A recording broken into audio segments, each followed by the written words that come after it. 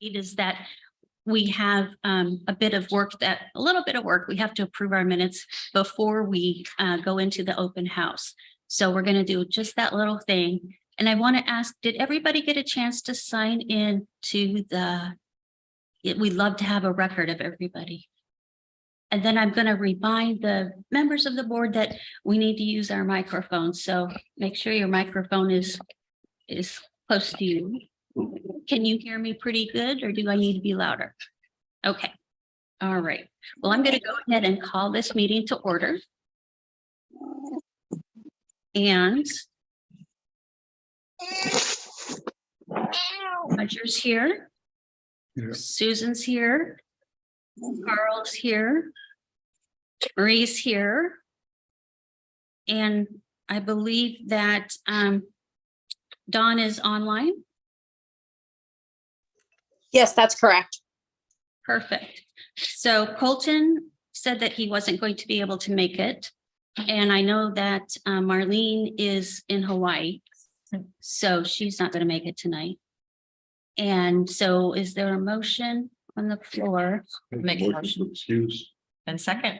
All right. All in favor? Aye. Okay, they are excused. Now, does anybody need a minute to look at the minutes? Good, okay. I do have some changes. Does anybody else have some changes?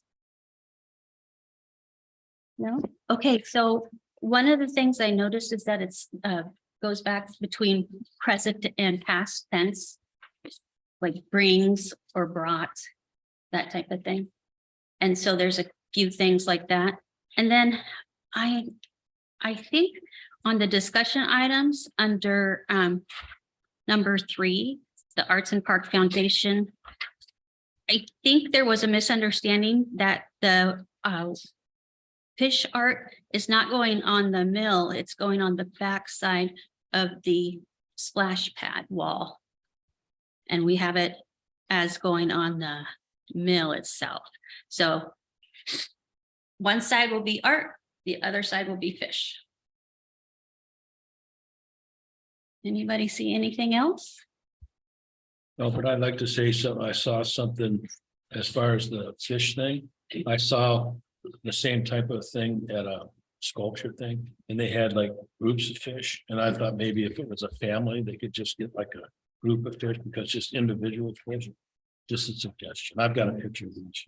Nice, thank you. Mhm. Is there a motion on the floor to accept the minutes with amendments? Make a motion to accept the second.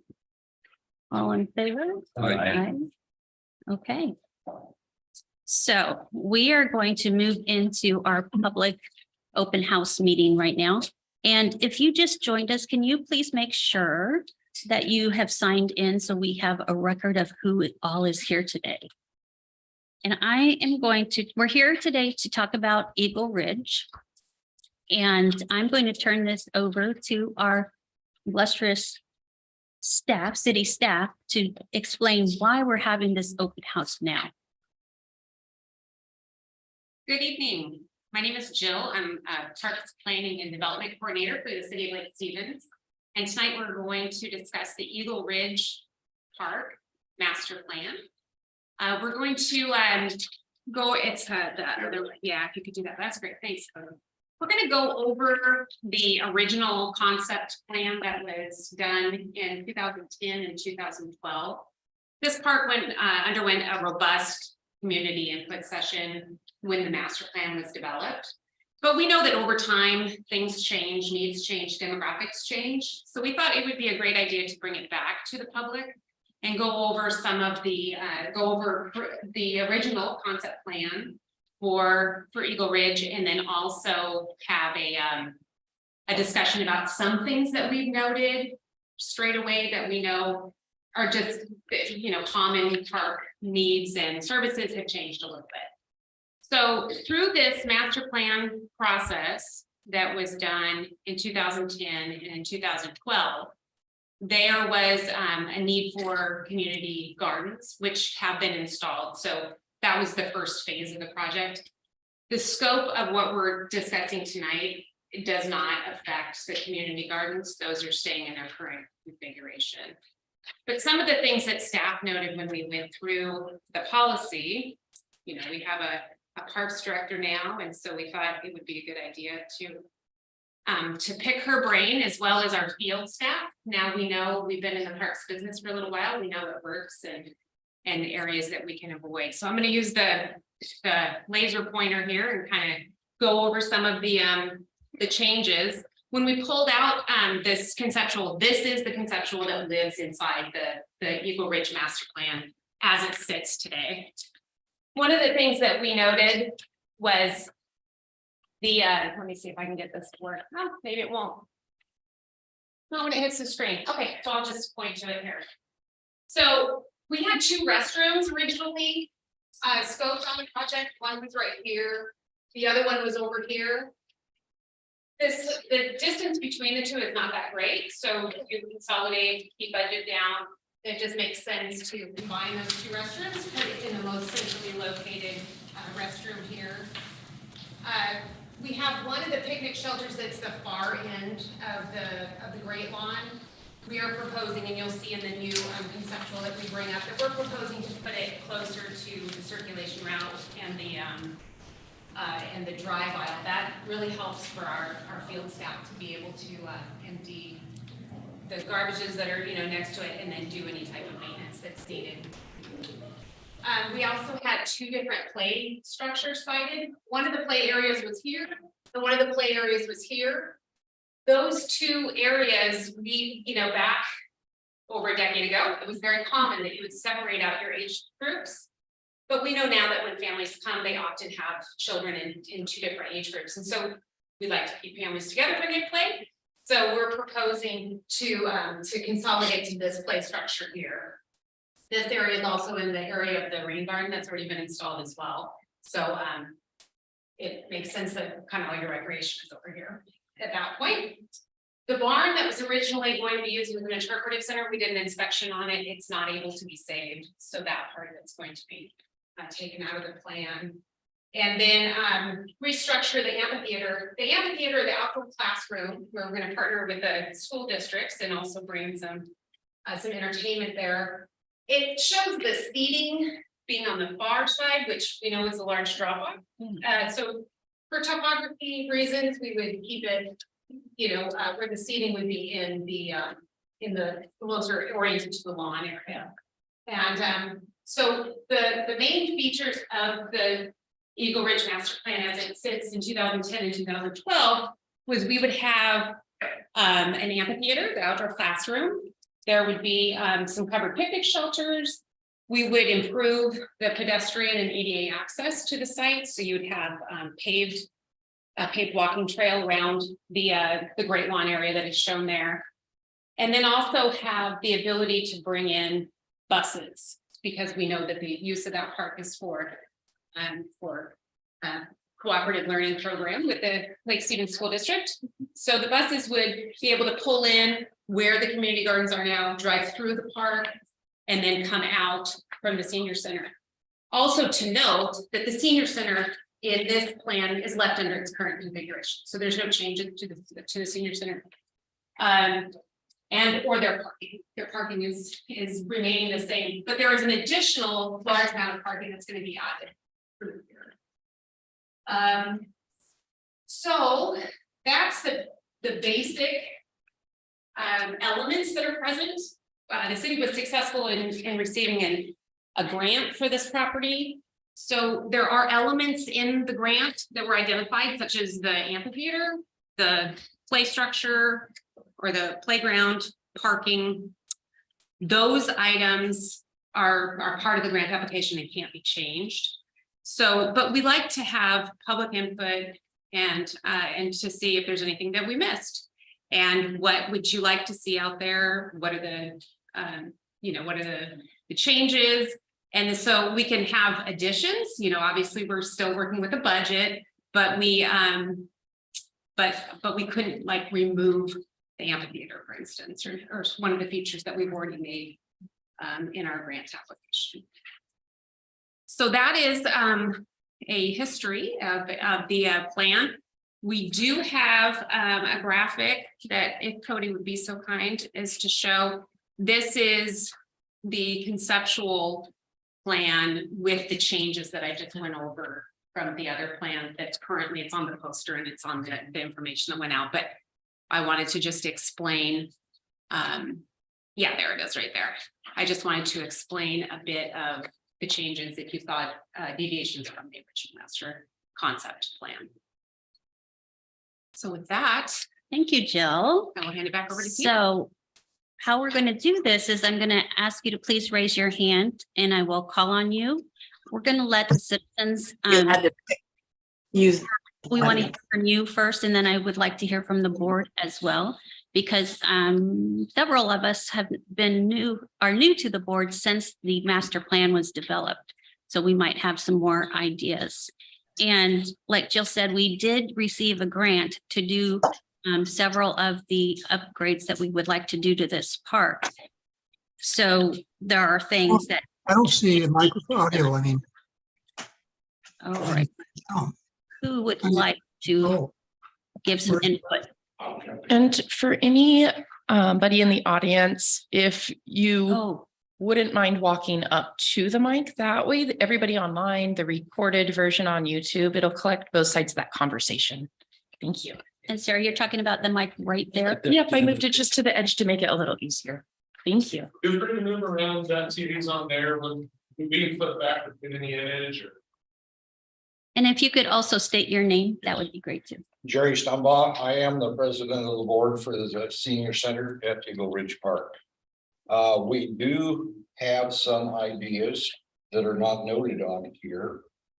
We would like to, kind of like Lundin Park, a built-in barbecue rather than the Rotary and us bringing our home barbecues up there to do salmon bakes, hamburgers, whatever. If we could stick one there that we could use wood or briquettes, if you will.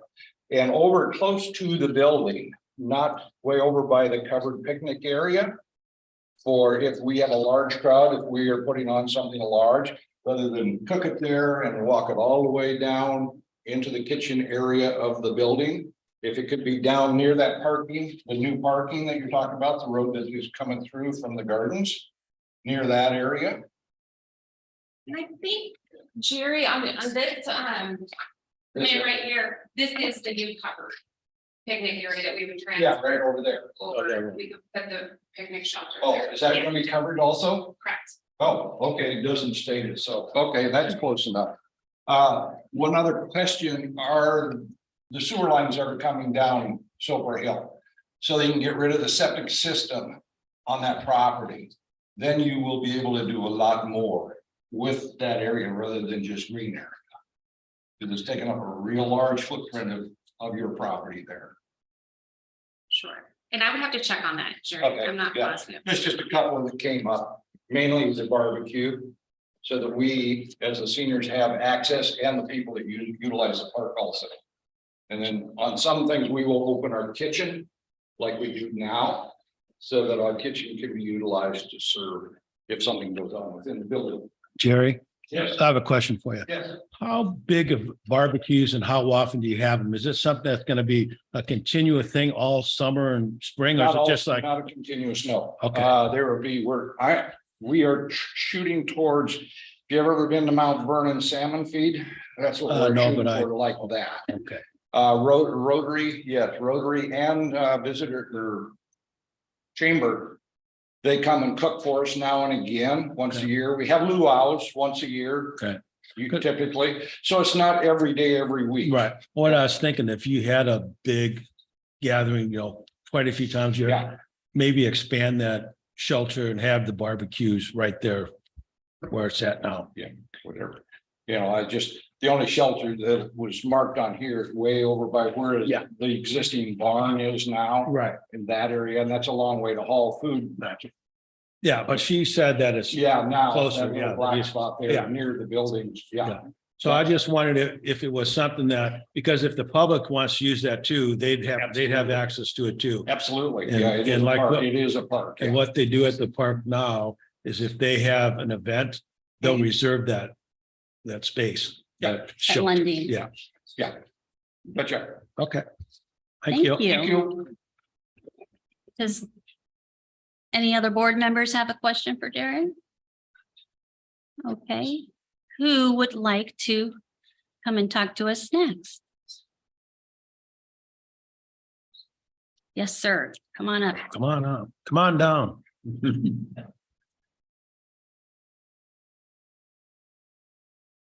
evening. My name is Jeff Brooks. We moved into the neighborhood of the park a couple years ago. I live directly on 2419, Parks 2420. So I've got a huge rock in my front yard, and my neighbors weren't able to attend. I talked to a lot of them. First and foremost, we couldn't be happier living in Lake Stevens with the senior center's neighbors. My daughter actually last summer did a lemonade stand to raise money for them, and the food bank. They're great people across the street, and we're very excited about the additions here, and the updates. The only couple things that I just wanted to, I guess, get some clarification on. One, I totally get the increased accessibility and what you guys are striving for there. I think it's great. Can I make the assumption that we would see more of an elevated police presence with the higher accessibility and more of the traffic coming in and out of the park? Because I got nothing but respect for the police department, but I don't see them up there that much now. And a lot of, I walk my dog. I'm in the park every morning at 4:30 to 5 a.m. and I'm in the park until after 11. So we've had a little bit of homeless issues, and you guys have been great about shooing some people out, and I've been able to talk some people out of leaving. But with the contingent down on Lundin at the lower end of the trail, with them coming up, especially with something enticing like, I don't know, a nice new restroom and maybe a place to park, and you know what I mean? I wanted to know kind of, does that mean we'll have a little bit more oversight from local police and that kind of thing? I think the plan is fantastic. I just had some questions there. Well, what I'll say is we can always request it. I do know that through COVID, they have been continually short-staffed, and even today have multiple job openings. So I'll do a plug for them if anybody has interest. Those jobs are available for application. Another thing I would encourage is if you ever see anything, is to call and let us know, or email the Parks Department, and that way we can send somebody out and For sure. take care of stuff. We can get more proactive there. The more we hear about it, the more we know to pass it on to police. For us, a lot of the times, out of sight, out of mind. And if we don't have that direct communication coming in from people that use the parks every day, our staff aren't always there to know about it. Sure. So we You can guys have been certainly, great. We moved up I here from appreciate that. Magnolia in Seattle, so I don't have to go into that any further, but you guys are phenomenal. we'll pass that on to all of our field crew. We appreciate it. And does the plan, I know that I can see conceptually, but like, as far as the plan for lighting, and then will there be any cameras in maybe the shelter areas outside of the restroom, that kind of thing? Is there a plan for that, just for some remote oversight? So right now, these are what we call conceptual plans. So they're like pretty drawings. Yeah. Once we get into engineering, we'll be able to build those things in. So Jill right now will take those notes, and we'll make sure to discuss them as we move forward. All right, cool. That's great. Thank you so much. Thank you.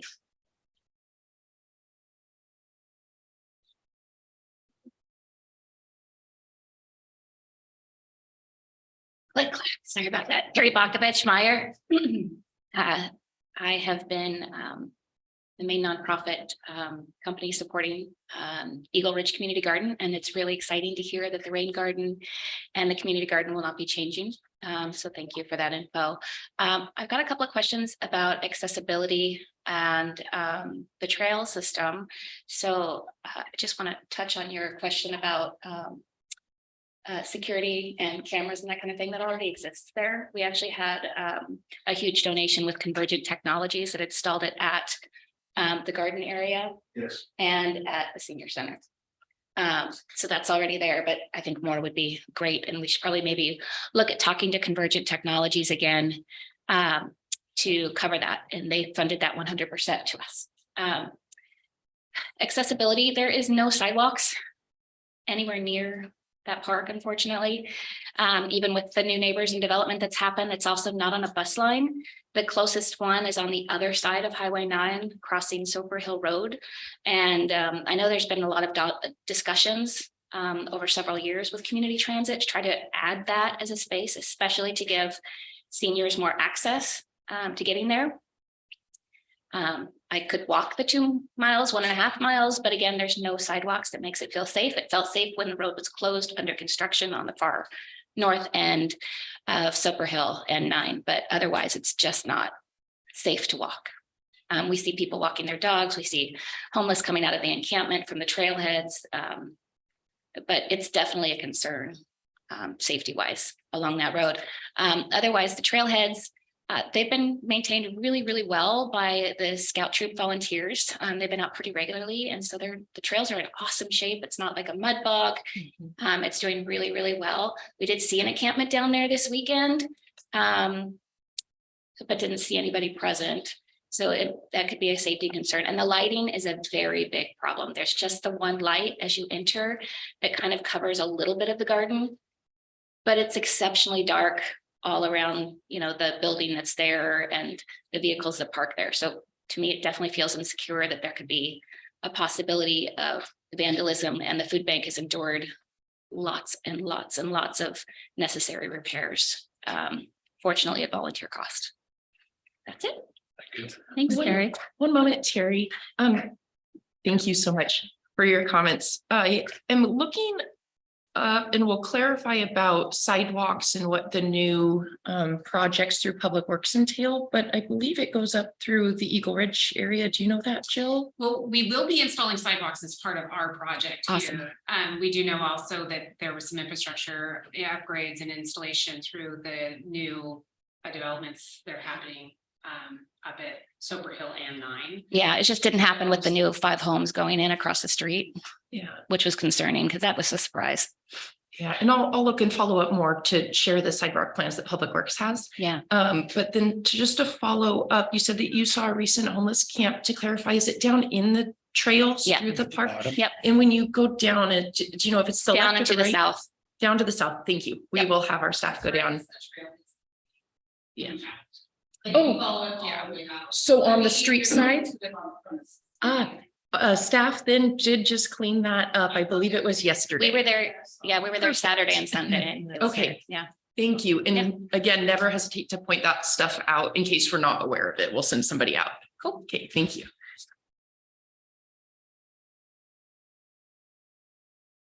Would anybody else like to come and bring a comment forward? Go ahead. Evening. I'm John Miller. I'm a resident here in Lake Stevens, the broker at the John L. Scott office here in Lake Stevens. So looking through your budget, there's some line item, prefabricated solar unit. Can you explain what that is, the detail on that, and why it's such a big ticket item? It said prefabricated, I'm sorry. Solar unit. It's on your it's on your master plan, capital budget. The master plan capital budget on Eagle Ridge. I will look into that right now and I will answer before you leave. Thank you. Absolutely. We have Sal and Joe in the audience who would like to speak for Zoom. Great. Go ahead, please. Okay, I have a bunch of questions, so I'll just throw them out and then you guys can respond afterwards. I haven't been up to this park for a couple years, so, and I've probably only been there once or so anyhow. So I'm not really, it's not super clear to me if most of this is already built the way it is or what's going to be new. I mean, I see the red circles, but I guess I'm kind of curious, partly we're having this discussion, but it doesn't really seem like there's really that much is going to change, or maybe that whole parking is the bus thing, maybe that doesn't exist at all now. So anyhow, so that's one question. It does look like an awful lot of the park is for parking and driving, which that's just a comment. Let me see. And I was going to ask how many acres the park is, because I'm just not familiar with it enough to know how many acres So I wonder, so is just this kind of like the building out of like the amphitheater? Maybe, I'm not sure if that exists now, so that's gonna be built. It just doesn't, is there much change going to happen, or what isn't built now? Thank you. Sure, thanks, Thank Joe. you. Right now, currently, the only thing that's in place at the park is the community garden, and that's on the right-hand side of your screen, and then the senior center. So in between where there's the parking and the play structure, the amphitheater, the picnic shelters and restroom, those are not constructed at this time. And the size of the park is approximately 30 acres. And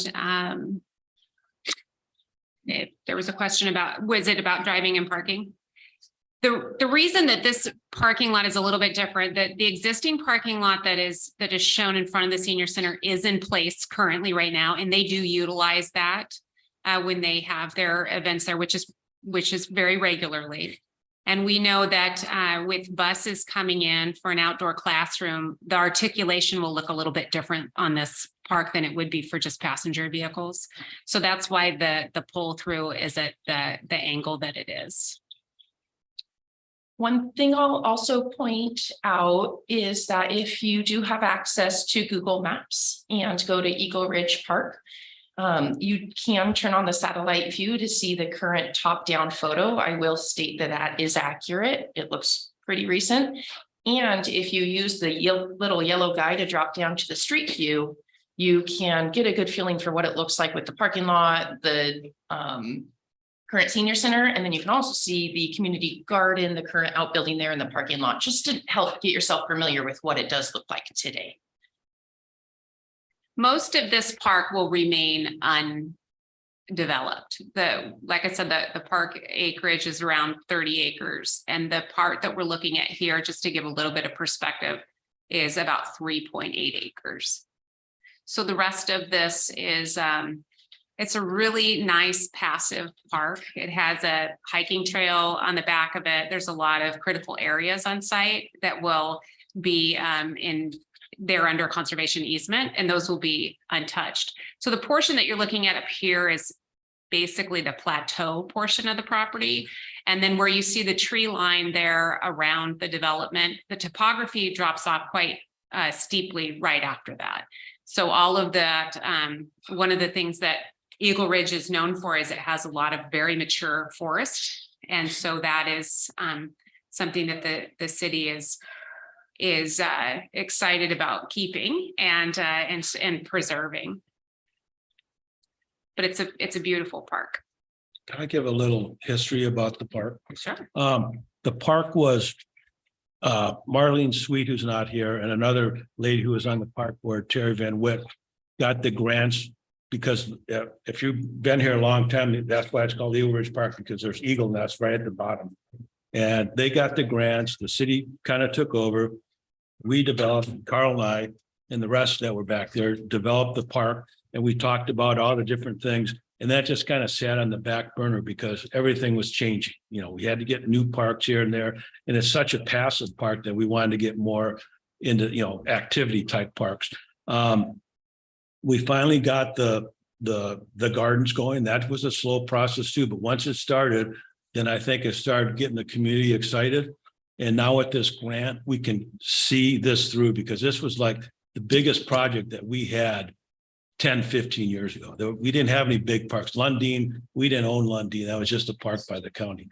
So for us, it's great to see this happening because this has been something that's been in the planning for years and years. And I think it's going to be an excellent park, especially if you get the kids up there and, have lessons and stuff. And the senior center is right there. So that's the history of how this whole thing started. So. Thank you. Kim Daughtry, 2615 Lake Drive, council member, but I'm wearing a citizen's hat. I happen to have a little bit of information about something that happened in Eagle Ridge back in the 1940s, I believe. We had Navy aircraft crash land down in the oversight or over down in the trees down there. They did an expedition and cut a road down in there to get that plane out of there. That road's still basically there. It's just a path, really dirt path. Basically between where the Public Works or the food bank vault is and the community garden goes right down there. I mean, I've been trying to get information from the Navy because I'm a longtime Navy guy, to get information about that plane, some pictures I know that is out there.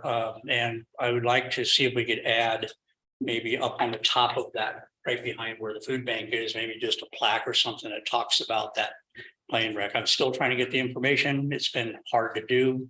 They're looking into the archives right now. And hopefully we can get that because that's a piece of our history. I think that's an awesome piece of history. Thanks for sharing that. I had no clue. That's a really interesting fact. Yeah. Go ahead.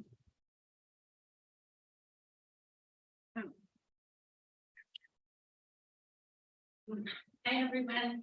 My name is Winona Wilson. This is my husband, Tarak Newman, and we own a home over by the high school. And I just want to say how much we love Lake Stevens. We have been checking out the parks. We are newer to the area, and we went up to this park, and I just wanted to share that as people new to the park, it was really hard for us to understand, is it a park? We were thinking, oh, this is the senior center's property. And they have, and rightfully so, because we have to keep everyone safe. They have very prominent cameras. So I was thinking, I don't know if we can be here. Then there's a little sign that talks about the park, but then we had no idea how far to the left or how far to the right was okay for us to go. So the whole time we felt kind of uncomfortable, and then we just left. So I think for the new design, some really nice signs where people park or ride their bikes that say, please check out this part of the park and this part of the park, and you can go to the gardens, and or you could take a trail. Like I just learned, you can take a trail down to Lundin, but there's nothing really there to reassure people they're welcome there, and more it feels like maybe you shouldn't be there. So that's my comment. Good comment. Thank you. Thank you. And if Anybody? you have any other questions or comments about parks as you're using them, please email us or call us and we'd be happy to answer. Anyone else? So Joe has another comment, Tina. Okay. Go ahead. Another question. So I'm not super familiar with the food bank facility there. So is that gonna be gone when the food bank is finished? Or are they gonna have two facilities? When the one on 20th is done? Yeah, so the building at Eagle Ridge has been there pre-exceeding the food bank entering into an agreement as a temporary location for them to be at Eagle Ridge. So when they complete that building that they're working on that's brand new, they will be vacating this spot at Eagle Ridge, and that has been a plan in the works for some time. And so they will no longer exist at Eagle Ridge. It'll be restored to park use. So is there a vision for that space then? What the space is that they're currently in is a maintenance building for park use. So it would just revert back to being a maintenance building. Is what the proposal is as of now. So we officially now do have a Parks and Recreation Department, and I don't know if everybody knows exactly what that means. And so before we had a Parks and Recreation Department, which was established in August, the way that Parks and Recreation was ran within the city is that the field crew came from Public Works and all of the admin staff came from community development. And so there was nobody specifically trained in industry knowledge and to really look at this stuff at that deeper level. It had people wearing many hats. And so with that, we will have more staff. We already have 2 additional full-time staff. We're a growing city, growing Parks and Recreation Department, and we'll be bringing a lot more. So with that, we have mowers to store, and the facility at Public Works, of course, as they have grown more staff, we're busting at the seams with space. And so right now our plan is to immediately start using that. Our parks boat right now is uncovered and sitting in the weather. So things like that can then come indoors in order to be secured properly is our thoughts on that, but it's something that can absolutely be looked at as we continue to build out parks as a whole. Did that answer everything, Sally, or do you have more questions? Those who know me, know I always have more questions, but I'll stop for now. Okay, thank you. And then one thing I don't think we've announced quite clear, but all of this is being recorded. It all goes on to YouTube like all of our public meetings do. There will be a link right on our website, and anybody who's not here in person today can feel free to go back, watch all of this. And we have public comment open until next Friday at 4 p.m. And there's a link so that people can continue to email and comment. So if you go home tonight and haven't had something answered, or if people who weren't here have additional comments, we still want to hear them. So I wanted to make that clear. And I have an answer on the solar stuff. Do you want me to address that right now? So what I did is I found it's under phase 2 and it's under the bathroom facility line items. And it specifically says prefabricated solar unit for $170,000. It seems like that's a lot of solar power. What it really is, it's a prefabricated building, which is the restroom facility. And so instead of building a stick build restroom facility, they come in and drop a whole building. And in order to power that building, it has a solar unit on top, but it's not the solar unit that costs that much, it's the entire building. Now, I'm not sure what brand this was or where they got their quotes from, but part of this process is identifying what brand we'll be using and ensuring that we find something affordable that meets the park's needs. I also believe this was built at a time, did we have 2 bathrooms? Correct. We had 2 bathrooms in these plans and we're just going to be going to 1. So stuff like that will help save costs as we look at it all too. Thank you. Yeah. Anybody else? Come on. Mhm. I'm Dana Bittinger. I am a resident of Lake Stevens and also with Down to Earth Community Gardens, like Miss Terry is. Because of the crutches, I think she only has ADA on the brain, and I want to talk about the garden. And I know you guys are talking about doing more construction on the other side, but I'd be remiss if it was not emphasized here that we would love to expand the garden. The city has an open door with us to have a volunteer party to extend the fencing, put in more beds, anything like when it was first installed, we could just replicate that. Similarly, in that space between the garden and the tree line there would just be a wonderful spot to move the compost, put more beds in for the city to lease out. And a demonstration garden for permaculture gardening, more perennial things with, I'm hoping, interpretive signage. Getting back to what Councilman Daughtry had said, and the other citizen whose name I've already forgotten, we are bereft of signs to help us through the park. There were some Eagle Scout projects out in the trail area that are waiting for signage to explain the plants, the different nursing trees and other natural phenomena that are occurring out on the trail. We would love to partner with that too and just keep the spirit alive of what was originally, I think, behind this whole space was that it be for education. And it really seems like that's coming forward. I'm so excited about the amphitheater area where people can come and learn. And for that whole side of the park to be open and more inviting through signage. It is a passive park, and I think part of that is great to keep it that way, keep a lot of the natural side natural, but the signage, interpretive signage would go such a long way in making it more welcoming for the citizenry. Thank you. Anyone else? Go ahead, sir.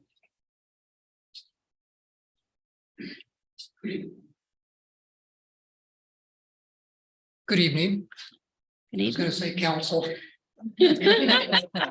Park board, it's nice to see some familiar faces here. I haven't attended a meeting for a while, but over the last 20 years, I have been involved with the park and I really enjoy it. And I was at home, I was watching this at dinner and I couldn't read the detail on the map. So I wanted to know if there was a plan, is there a plan for a event platform or stage for children's activities and events? You realize the font, it looks so much bigger in a different venue, but now you don't realize it's pretty small, so I will get you a packet too, there's actually. one Yeah, I'm right sorry, there. I didn't get a Yeah, diagram. actually, one of the things that was foundational in the beginning of the master plan with Eagle Ridge was a covered amphitheater and outdoor classroom. So that would be a stage and then seating as well. So that was cited, and it will, and is proposed to stay in here. We have included that in our grant application as well. Okay, So there will be.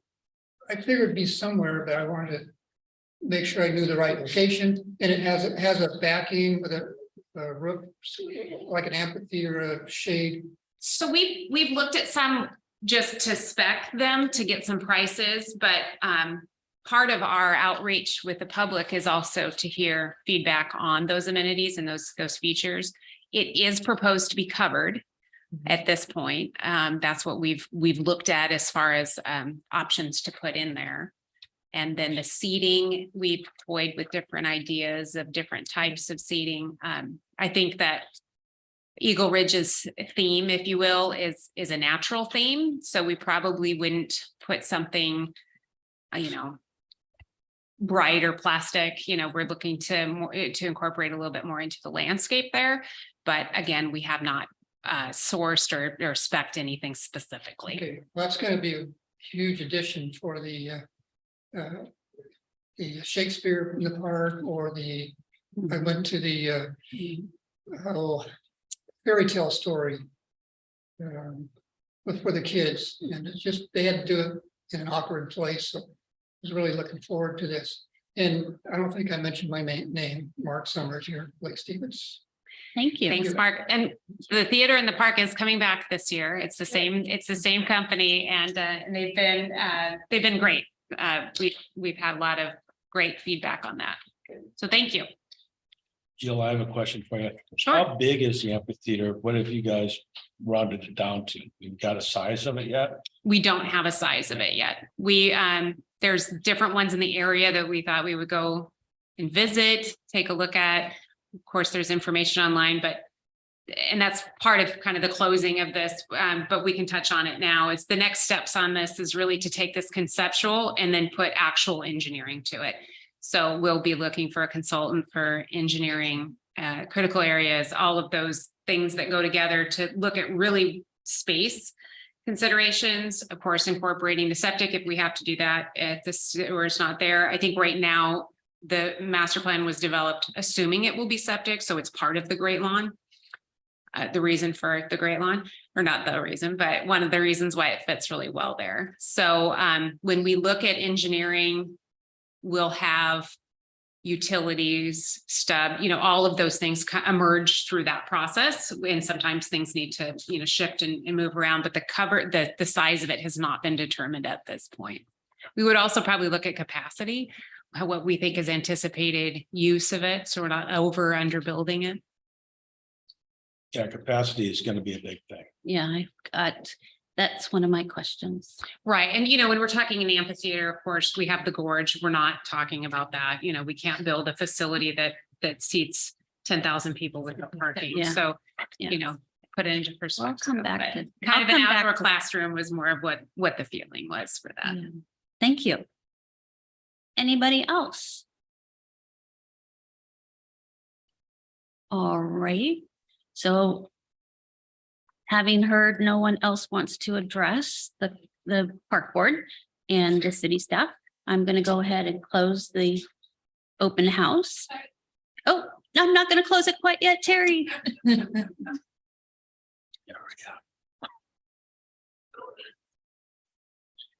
And Terry is someone we need to thank 1,000 times over because she got the community garden going. Thank you. Yeah, that was really, it was a very fast process after presenting it to you back in 2016. So thanks for making that so easy for a giant crew of community residents, members, volunteers from all over Snohomish County that came to make an impact, including the Coast Guard. and lots of 6-year-olds. That was so fun. We've been watching those videos recently and it's just been, they're so much bigger now.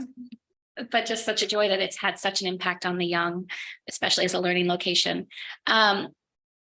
Excuse me. I have a question about, we had a verbal agreement with the city since 2016, when Jim Hagan was in the position that Sarah, you're in now. And one of those was about not using Roundup during maintenance and keeping the space very, very natural, especially because we grow organically and it's a conservation focused park space over 30 acres. And I'm wondering, will that continue, and how maintenance or how that construction will impact those natural spaces? Okay, I can certainly, Jill's taking notes, look into those things and have an official response. I'm not well versed today on what products are or are not used out in the field. Yeah. But I believe are pretty natural throughout our system. Yeah. And I'll have to talk to our staff specifically about that area around. Right. I do not believe that we're planning on, for instance, putting green grass with sprinkler lines through that area. And so I imagine that the same type of maintenance would be happening today as it. And we certainly have lots and lots of suggestions from the down to earth side as far as how to phase that in the most natural possible ways. It's also very pollinator friendly and away from grass that's just very expensive and resource needy in order to maintain. And it's pretty easy to kind of see around the area where that's working really, really well. But it can certainly be scaled up for the Great Lawn space. That's it.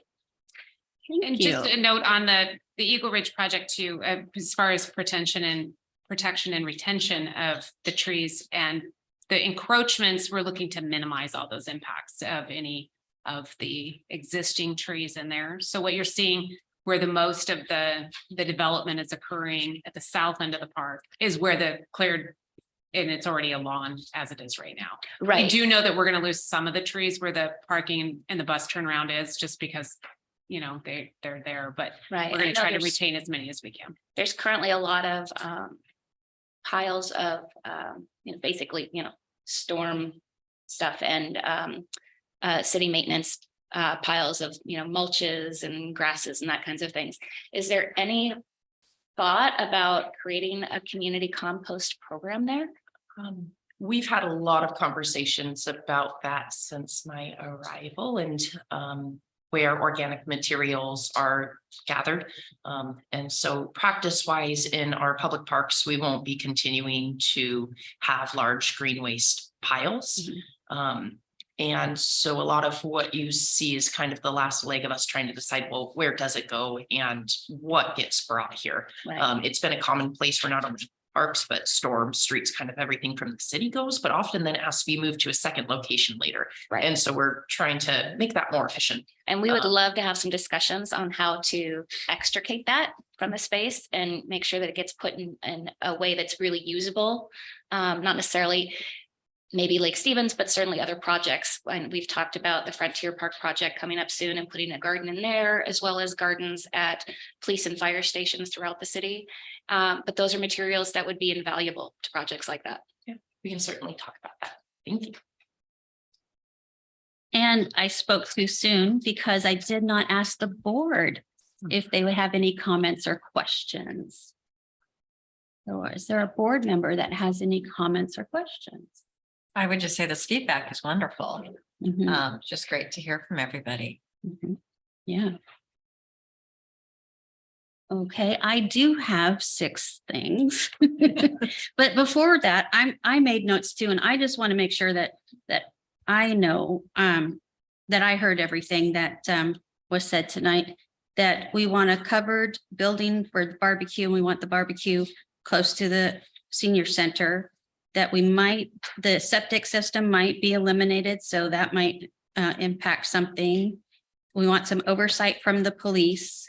We want lighting, cameras, and hopefully community transit can come and get get some access up there, and a plaque for the plane wreck, directional signs, expanding the garden, and move the compost, demonstration garden, interpretive signs, and a verbal agreement with the city not using Roundup in maintenance.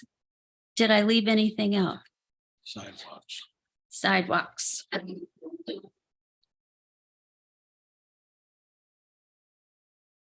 Okay, so I went up to Eagle Ridge right before this meeting and saw that signage right now needs help immediately. There's this little tiny sign that says senior center that way. It's very tiny, nothing that says Eagle Ridge Park that way. And so that was hard. I almost passed it. And then I went on up and there wasn't anything there except for this really old sign that said Eagle Ridge Park. And there's an entrance on one side, a exit on another side. Those signs could be bigger too, I think. So I'd like to see some of that signage before we get into this whole building thing. So I do want to touch on that just a minute. So for the senior center, we do have those Boy Scout created signs that say Eagle Ridge. They're not lit or anything, but they've been painted. And then the senior center is that one parking lot. Right. But This- down the road and Yes. the community garden, we have actually installed our signage that's consistent with Lundin, Davies, and that sign Ah. will be replicated again Good. at Okay. the other entrance for that. Right now, because we have the community garden with just a limited amount of parking, and we know that park right now in its current state is really underutilized. So we've never had a parking problem for park users at Eagle Ridge, but we do anticipate, of course, that will change. So right now, we put the sign that says Eagle Ridge and Community Garden where we wanted folks to pull in and park so that Okay. those folks could visit the park there, and then the senior center's parking would be kind of preserved for them. So, but understood, definitely, What if- there's a signage issue there. And what about the sign that's down on the street before when you turn left? So we have those wayfinding signs that direct They're from so the round. small. Yeah, well, there is the small single blue one, but That then there's says- the new ones that were installed, and those ones are, they look smaller, of course, in a car, but they're about this tall, and they say Stevens Creek Elementary Early Learning Center, Right, Eagle right. Ridge Park. I know exactly what you're talking about. Yeah. They're so small. Yeah. And so, it'd be nice if there was something that where the senior center arrow is, something that says Eagle Ridge Park arrow too. And because if we want people to come, we need to tell them, go this way. So that's my thought. Are we gonna have picnic tables? Yes, yeah. So all of the standard amenities that we find in our level of service in Lake Stevens Parks are going to be benches and picnic tables. So the picnic tables will be underneath the covered picnic shelters. Okay. And then there will be benches as well. So leisure spaces, we call those, because this is such a high level conceptual, like the trash cans aren't called out, the interpretive signage. I think there is one where it says a kiosk or something, but those ones aren't labeled on that. This is the really high level. But I want to say that it's been really nice having a packed room for one of these, because through your comments on lighting and signage and all those, we make sure that they're on the plan set when we bring it back. So thank you. Tina, we have an audience member online. Oh, sure. That's Sally? Go ahead, Sean. Hi, my name is Sean Terry. I'm at 1002 Lakemont in Lake Stevens. And I joined a little late to the meeting, and I just heard of a large parking lot area and like one barbecue covered area possible. And then just the growing community and wondering if that would be sufficient, just one barbecued area. I know Lundin gets a lot of people, and also like one bathroom building for the size of the park Eagle Ridge is, if those were considered to maybe add more. So currently under the plan, we have 2 picnic shelters sited at Eagle Ridge. We're moving one of them to be closer to the senior center, but the other one will remain on the next to the playground structure. And the restrooms are, the restroom facility has not been scoped for how many toilets would be in the restroom. So depending on capacity or anticipated use up there, those restrooms can scale depending on the need consideration. But in our parks right now, we have just one restroom facility per park, and that really helps our maintenance staff when they do their rounds. They are not going to multiple restroom sites and locations every morning when they're cleaning them. But we can scale the size of it. Again, this is just a conceptual, so some of the scale of the units needed are not going to necessarily be what goes into the final engineering. But thank you. Oh, okay, thank you. You bet. And then also maybe one more thing, like I saw amphitheater was mentioned as well, and theater in the park. I know also, music in the park is becoming popular around different towns, and if that was maybe considered as well. So currently we've had music in the park at North Cove, but if there was, a group or a individual that wanted to do that at Eagle Ridge, that's, definitely something we could consider. I think he's got a good point. If you get more indigenous type of, music, where there's 1 or 2 people, so, the music in the park's mostly been big bands and draws a lot of people, but you get that smaller setting. It's perfect for that. Yes. And thank you for joining our meeting. I know you did state you're a little late. This meeting is recorded and it's also on YouTube. So you can go back at any time if you want to watch it from the beginning. And we are still accepting comments through next Friday. Just in case you come up with anything else after this is fully closed, you're welcome to contact us, and we do want to hear from people. All right, great. Thank you.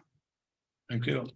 And then to go back about sidewalks really quick, if I may, I did find on our website, I'm happy to show my screen to anybody who wants to physically see it, but as part of the transportation benefit district that has passed with our taxes, that entire road up to the 9 is scheduled to get sidewalks at some point in the future. I just don't have a date.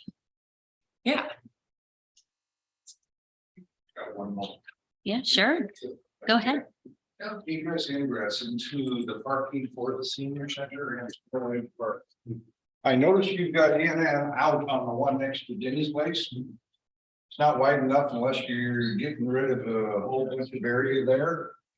I would suggest leave it as it is. This is entrance, exit. The buses can go in. Buses go in by the food bank over here, come around and go between the building and park and out.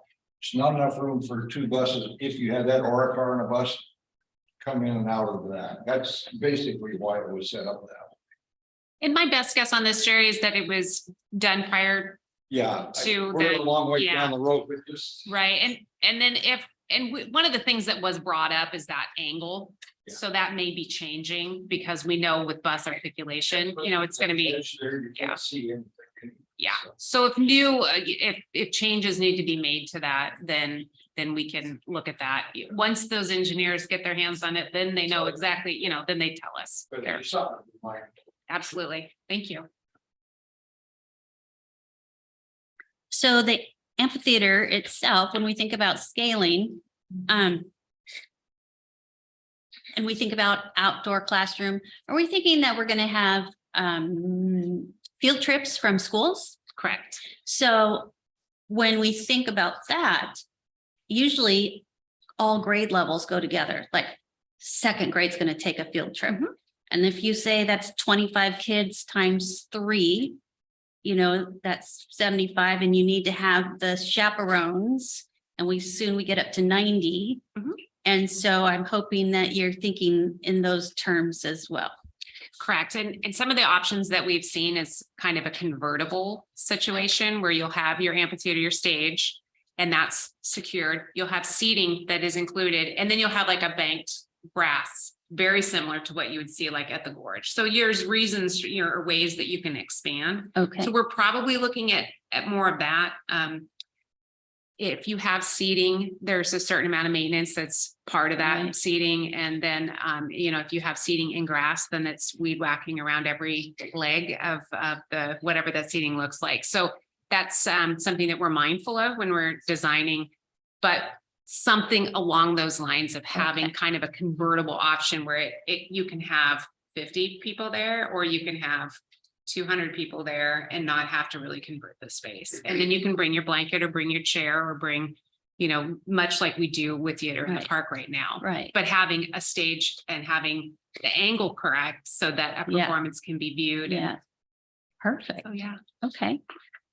And I'm assuming that we're gonna have paved paths. I mean, they're gravel right now. That's correct. We're going to be paved. They're going to be paved. And that's really reaches their goal of accessibility. Yeah, yeah. What's a rain garden? So a rain garden is a way of biofiltration for stormwater. So it collects your stormwater off of all of your impervious surfaces or the areas that you drive on and walk on. And it sends it through the most wonderful filter of all, the plant filter. Oh, nice. And so it's a biofiltration option. Oh, cool. Yeah. And I'm pretty sure you said this already, but I can't remember. What exactly has been approved through the grant? And when do we have to have it completed by? When's that grant expire? So the grant application for Eagle Ridge included the amenities of the amphitheater, parking, a restroom, picnic shelters. Probably forgetting something, but those are the main amenities that are locked into the grant application. The grant application has been delayed, so we're working right now with National Parks as well as our local Washington State Recreation Conservation Office. So unfortunately, I don't have an answer for you on when Okay. it must be completed because we were supposed to be under grant contract by now, but there's been significant delays at national parks. And so we're trying as fast as we can. Yeah. But And I asked that because now we haven't discussed this yet in the park board meeting, but I noticed that Eagle Ridge doesn't even start construction till like 2025. correct. So we're looking to do architecture and engineering this year. And then by the dry season, let me get my numbers, my times right. We're doing our architectural and engineering through 23. We're hoping to be in grant contract, but if we're not, then that would push us into 24 to design. And so Yeah. We don't know yet, we don't know But- yet. but that's And kind of where our plan is. If Sarah has additional information. I'm not sure. I didn't want to cut you off. I had a question to piggyback off what you're saying. So to make this happen, are we assuming that we will for sure have the sewer line coming through? Like, do we need to, don't we? Because we need to have more space or no? We're not dependent on the sewer line. Okay. For this project was designed with the septic. Okay. And the septic, I believe currently is in the Great Lawn. So what is present now behind the senior center is the septic system. It'd be nice to have sewer. Yes, it would. And you know, with the development that's occurring, I just don't know the timing or what the sewer district's plans are for any sewer on Soper Hill or if they have a date yet. You know, I have one other question. I Yeah, brought. go ahead. So we have a window, you know, before obviously things will happen. And one of the neighbors, Jeff, I believe, commented about, concern about encampments, and people have been talking about that as well. And it seems like obviously we want to discourage that as much as possible. Do we have signage up there right now, like no overnight camping or anything like to little elbows out? Because you can access this off of Highway 9, that one little side trail. And it just seems like from a standpoint, to me, it just looks like a very inviting place if I wanted to go and bunk down. And obviously right now we're relying on people giving alerts, but again, putting additional signage out there just to make it very clear it's park, it's not no overnight camping allowed. And then anything we can do, of course, to encourage more use of the trails is great. I mean, I've been in there and same thing, like you kind of wander in there. But I do think anything that we can do, even as community of activities, organized activities to be using those trails to keep it busy in there. Or not busy, but utilized. I think at least just more trails. So Yeah. right now, there's really only one developed trail from the park back down to the road. At Lundin, I think that I know of. I don't know if there's additional trails inside other than that one main trail. I think the Boy Scouts put in. Is there- I'm sorry, Brian, go ahead. I was just questioning, is there any other trails there besides the one that starts at Soper Hill, or not at Soper Hill, but Lundin, and then moves up into the park at the stairs? I'm not sure. There's the one main artery trail. I will say that there's a couple smaller trails that are like lookout points of the wetlands in there, but I'm not aware of any robust trail system through there right now. Yeah, I know I popped out there. I have a question for you, Jill. Those original trails were built by the correctional facility people, the prisoners. Have they ever thought about doing that again? Because I know it was super cheap labor for them to go in there, and they went in there and they cleaned that thing out when the park first opened. But I haven't heard or seen anything like that again. Well, I have kind of a two-part answer for that. The DOC does do work for the city. They have Public Works uses them in different areas, uses their crew for different tasks around there. But you'll be happy to know that on Earth Day, we are scheduling to have some work done out there by volunteer labor on the trail, as well as clip the ivy that's girdling some of the larger trees out there. So is that a volunteer thing, or is that some company coming out to do it? It's a volunteer. It'll be our Earth Day kind of focus for this year. And we can get that on the website to get more and more people to show up. Yeah, we just established that official date. I think the announcement originally is expecting already 100 volunteers from the group Nice. that is mainly doing that partner. So it'll be open to everybody. We'll get that out in flyer form for others to join. In answer to trail work, which is outside the scope of this current plan that we're looking at, but is certainly a need of the park as we continue down. As we have started inventorying all of our parks, I've walked every inch with my staff of the core places at this point. We haven't been down into those trails, mainly because when we were there, it was right after a big wind event. We said, this needs to be cleaned up. So after we can go in and clean up the trails from the winter storm, we're starting to collect all of our GIS GPS points. So some of that might be volunteer based, other ones will be by our staff as time allows. That'll allow us to actually inventory everything that we have. Those maps would be available to the public so they know where the trails go. And then we would be able to say, what do we have? And then plan for what do we need so that we could long-term see what additional trails we could put through that area. And I know this group has talked, whether that might be foot trails, if it would include bikes, if it would include other types of use. And so that could be part of a process later. And it is certainly something on our radar and something we've talked about within our staff. All right, anybody else? Sir, did you have anything else?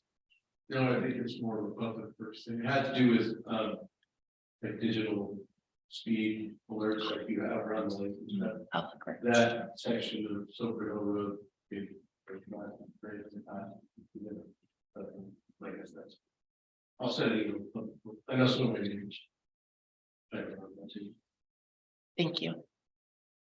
Okay, so hearing no one else would like to speak, I'm going to go ahead and close the open house, but I encourage you and invite you to stay because for the park board meeting and our discussion items, one of the things we're going to be discussing is the capital projects and their timing. So that might be of interest to you. And we're going to elect our president and vice president for this calendar year. All right. So I'm going to go ahead and dive into, Thank you for coming, everyone. yeah, thank you so much for coming. You're 10-1, we're up to 10-2. Okay. Is that time to pick our leaders again? Anybody have any nominations? Make a motion. Status quo. Status quo? Looks like it's working really well. I thought we did this. I'm gonna wait just a minute. I'm gonna wait just a minute so that we can have it a little quiet.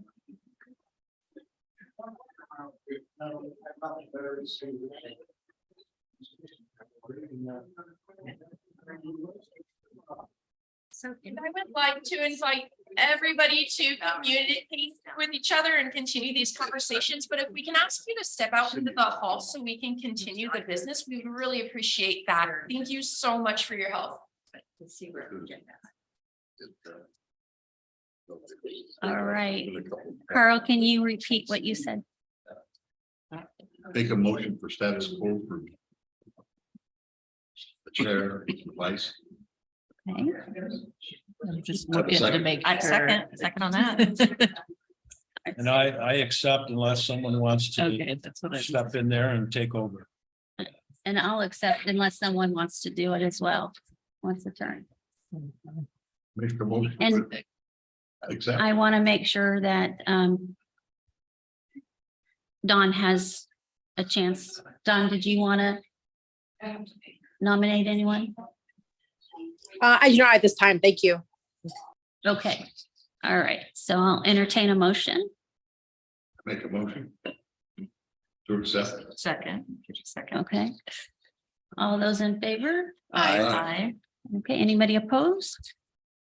Okay, we're in it again. Okay. All right. Thanks, guys. Now we are going to look at our Parks project list. And this is an awesome list. Thank you so much. And probably Jill did this. too. No, it was all there. Yeah, this is really helpful. So Sorry for all the bright colors, but I was trying to find the best way it's to perfect. show you timelines. Yeah. Some of these overlap, they domino into each other. So we Okay. try our best to stay on track. What you can see is there is too much happening in 2023, and that duplicates through all of the public work projects as well.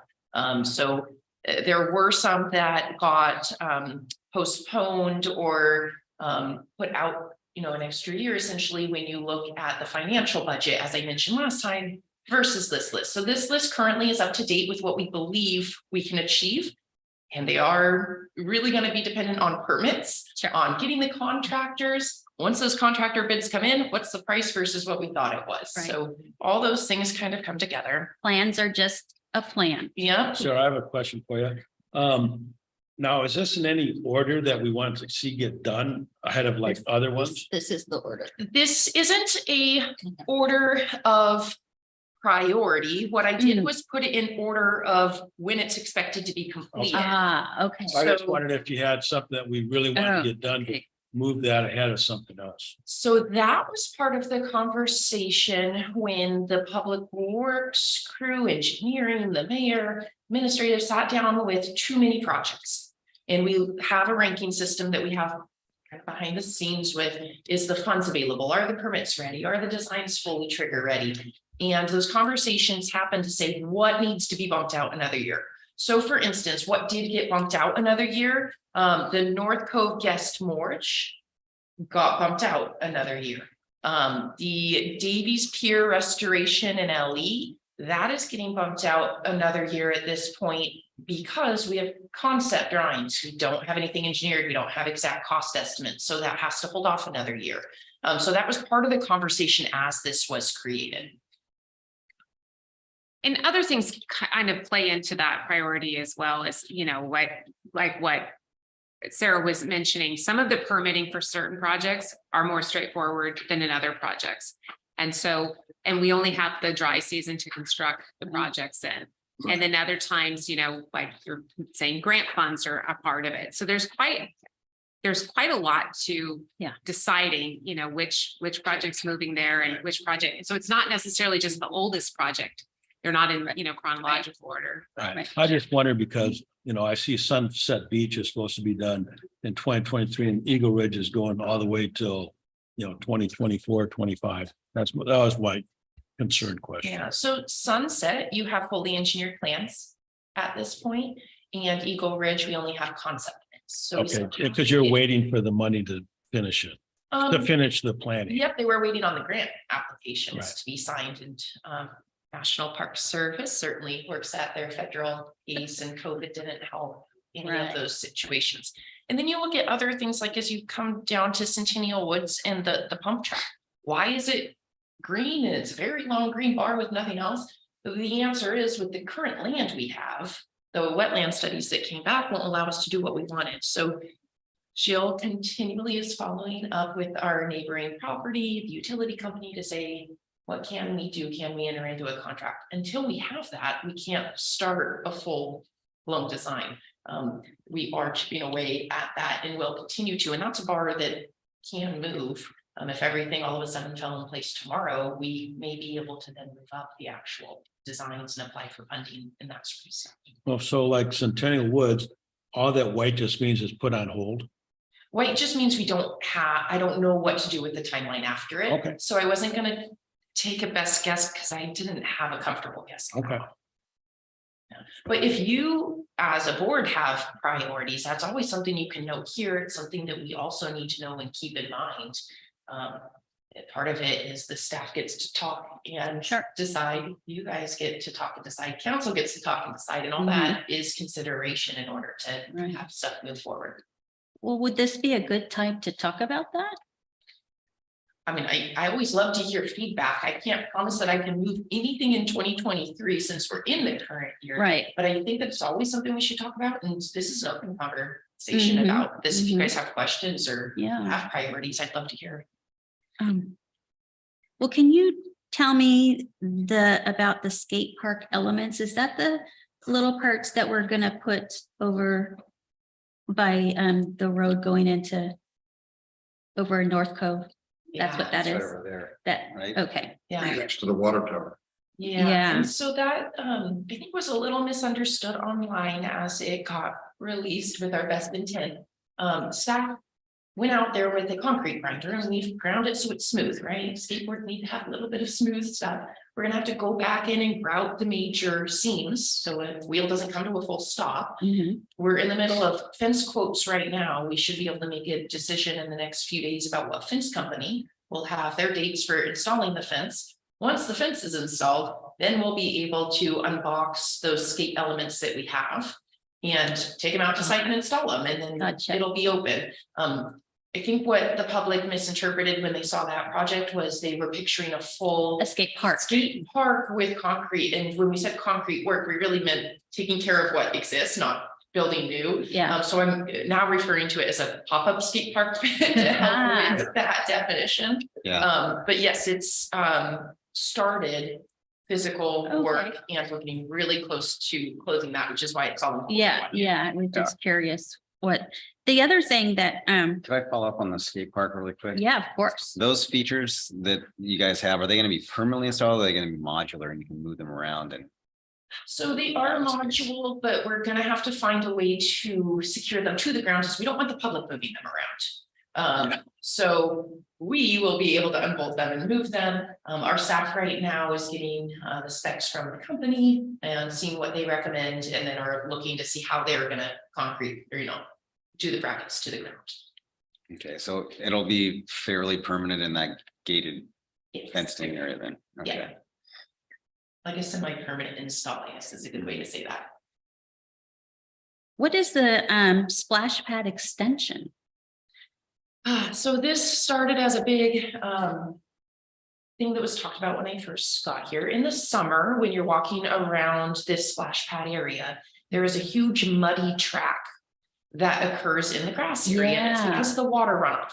It's a Right. maintenance issue, it's a safety issue, it's a lot of things combined. And so although it wasn't originally on the capital plan list, because of the cost of the fix, it's over a $5,000 threshold, it gets put on to here. We talked about extending the concrete just out flat, but in doing that, I think we're just gonna keep dominoing Yeah, that right. water issue. Right. In looking at a lot of options and talking internally to staff, we have pitched the idea, although you guys haven't heard it, we haven't fully brought it forward, we don't have anything designed yet, but essentially taking this bench seat wall that's already here and duplicating it on the other side and just mirroring it. That It would be give more so seating for the cool. public. It would Mhm. make a firm definition of the water stop running off. Mhm. And so we think that's the best way is just Oh, I more like of a that concrete idea. seat wall that matches that one. Mhm. But that's still just in design phase right now. It shouldn't take much, basically copy paste and then find Right. out what the real costs are going to be in today's market. Right, right, nice. Let's see, what's the depot building? I'm just gonna keep Yeah. asking these, what's that? So the depot building is really more of a public works project, but it affects our park, so I put it on here. Mill Spur was completed here, so this road has some final touches to be done, and then it's gonna be open, short of being closed for special events. It's a road with parking on it, it'll be closed for the festivals. I didn't even know that. Yep, there is a plan for a building right out here that has a concession stand with 2 bathrooms on the backside. When I say concession stand, it's really a building with a counter and a roll-up door where you can do prepackaged foods. It'll have an electrical outlet, it'll have a sink. And that's about it. It's gonna be for the purpose of serving events. Maybe somebody wants to rent it to do prepackaged ice cream during the summer. Right, right, oh, So cool. that will be going just right out here. It's fully engineered and designed to better come to the parks border because of public works. I think they considered it to be part of the road project and so. The whole, the main Yeah. project, yeah. There's this one little corridor in here, which is that road in the parking lot. And some invisible lines where Public Works actually is in charge of that area versus the park around it. Gotcha, okay. Before I take everybody's thunder, does anybody else have questions about what's on That was a here? good question. I had that one too. So is that gonna be a contract thing or is the city gonna try to run that? Oh, we are bidding that out. We will be overseeing the project. Actually, we were thinking, Roger. You're retired. I retired, I've been in the restaurant business for 40 years, so. Before Tina keeps going. Yeah, I know. The Eagle Ridge thing, are we gonna be able to, you said your plans are coming back from after we get this stuff from the public. Are we, when we get it, are we gonna get to sit down and look at it and then make some suggestions that park board has to have, or is it what you bring back to us with the final plan? So what we'd like to do is take this opportunity to Right. get all of the comments that we can. And then we vet them through staff and, none of the things that were brought up here are crazy showstoppers. If you would have brought like a pool or something up, then we'd have to have the discussion, but. This goes to our engineer consultant, whoever we select.